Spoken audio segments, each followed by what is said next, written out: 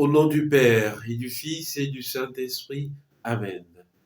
Terre entière acclame Dieu, chante le Seigneur. Évangile de Jésus-Christ selon saint Matthieu. En ce temps-là, Jésus se retira dans la région de Tyr et de Sidon. Voici qu'une femme cananéenne, venue de ces territoires, disait en criant, « Prends pitié de moi, Seigneur, fils de David. Ma fille est tourmentée par un démon. » Mais il ne lui répondit pas un mot.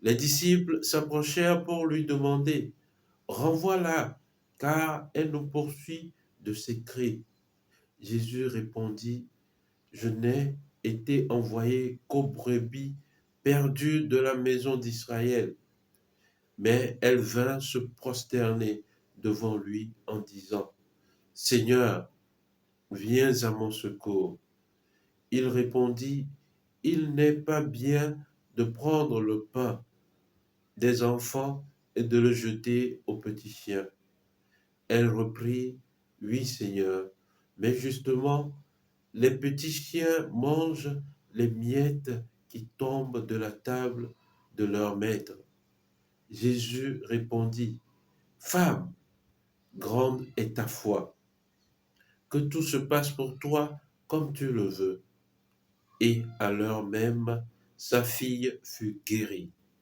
Acclamons la parole de Dieu. Louange à toi, Seigneur Jésus. Bien-aimé de Dieu, paix et joie à vous. Nous venons d'écouter un récit évangélique qui nous est très familier. Et aujourd'hui, à travers ce récit, j'aimerais souligner deux choses. Comment devons-nous prier? Et la seconde chose, c'est quel accueil faisons-nous par rapport aux frères païens? Dans ce récit, nous voyons que cette femme s'est présentée à Jésus avec toute sa douleur, toute sa souffrance par rapport à sa fille qui était possédée. Mais l'Évangile nous dit que à la prière de la femme, Jésus ne répondit pas un mot. Donc, il nous arrive parfois de prier, tout comme cette femme, mais il nous semble aussi parfois que Dieu reste silencieux par rapport à nos prières. Pourquoi Dieu reste-t-il silencieux par rapport à nos prières? Si lui, Dieu, il est le Père bien-aimé, le Père aimant ses enfants, Dieu reste silencieux pour nous aider à grandir dans la foi. Dieu reste silencieux pour nous aider à prier selon l'Esprit Saint. Il serait trop facile de faire une demande à Dieu et qu'il réponde du tic au tac.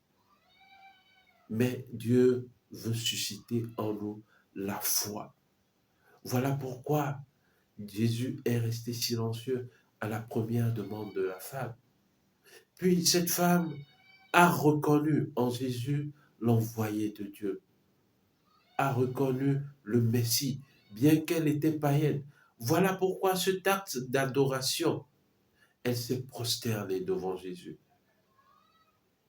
Il nous faut, dans nos prières, reconnaître l'identité véritable de Dieu. Ne pas penser que Dieu est celui à qui, lorsque je demande, rapidement, il va me l'offrir. Mais arriver à déceler l'identité véritable de Dieu dans nos prières. C'est ce que le Seigneur veut de nous à travers la méditation de cet évangile, attiser la foi. Le deuxième point de méditation concerne l'attitude des disciples.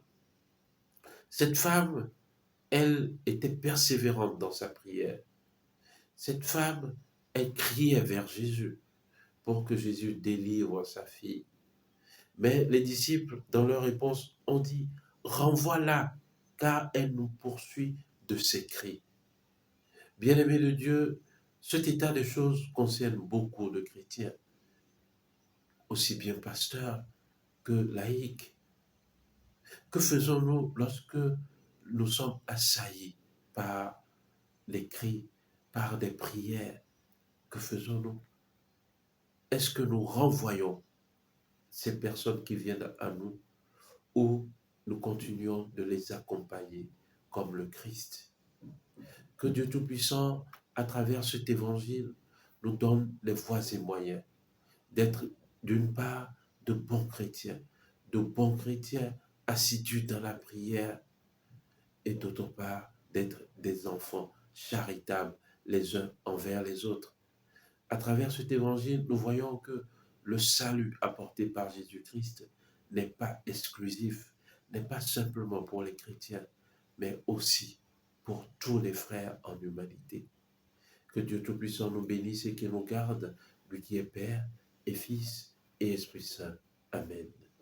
Nous nous retrouvons ce soir pour continuer notre 4e jour de neuvaine sur le compte TikTok Padre Aurelio. Soyez bénis et fortifiés dans la mission et dans la vigne du Seigneur. Amen.